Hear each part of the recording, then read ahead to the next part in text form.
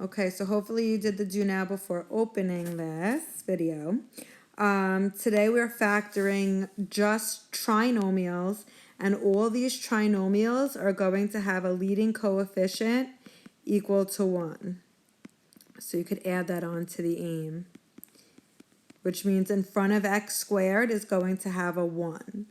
So if you remember multiplying binomials when they weren't conjugates, you would get a trinomial answer. Your first term was the x times x.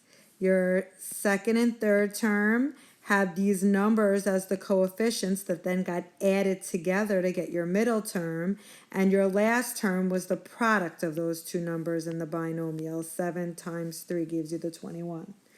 So now we're going to want to take this process backwards so that we're starting with a trinomial, and the answer is going to look like this. Two binomials in parentheses right next to each other with no sign between. So here we start with a trinomial, x squared plus 7x plus 10. We are going to start with two empty parentheses. To determine what goes first in each parentheses, we need to figure out what multiplies to x squared. So anytime the first term is x squared, we put x times x for our first two terms. To figure out what numbers we need in each of those factors, it has to satisfy the following. It has to add to that middle number, in this case positive 7, and multiply by that final number, which is 10. What multiplies to 10? You could have 1 times 10. You could have 2 times 5. You could also have both numbers be negative. Negative 1 times negative 10. Negative 2 times negative 5. Those are all the possible pairs of numbers that multiply to positive 10. Now, of those, which also adds to the 7? That would be 5 and 2. So plus 2 plus 5, or I could have done it the opposite order because the factors could also be x plus 5 times x plus 2. So that's your final answer. Okay, so for your work for these, I want to see all the factors and then pick out the pair of factors that also add to the middle number. So I'll do a couple more examples in the same video. Here, we want the two numbers. First, we want the first two terms to multiply to x squared again, so x times x. So that's how we'll set it up to begin. The numbers have to add to 2 and multiply to negative 8. So I want to come up with all the possible factors that will multiply to negative 8. So I could have 1 times negative 8. I could have 2 times negative 4. Then I could have either of those first two numbers negative, negative 1, negative 2, and then the second numbers would be positive.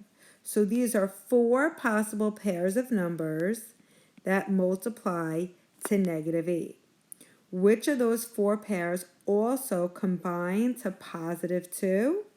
Did you find it? Negative 2 and positive 4. Minus 2 and plus 4. So those are my final answers. And again, I could graph both the original polynomial and the new polynomial, and the factors, and make sure that the graph is on top of each other. I could also multiply out those binomials, x minus 2 times x plus 4, and see that it would give me the original polynomial, x squared plus 2x minus 8. And that's how I know I got the correct answer. Next one. Okay, set up my parentheses.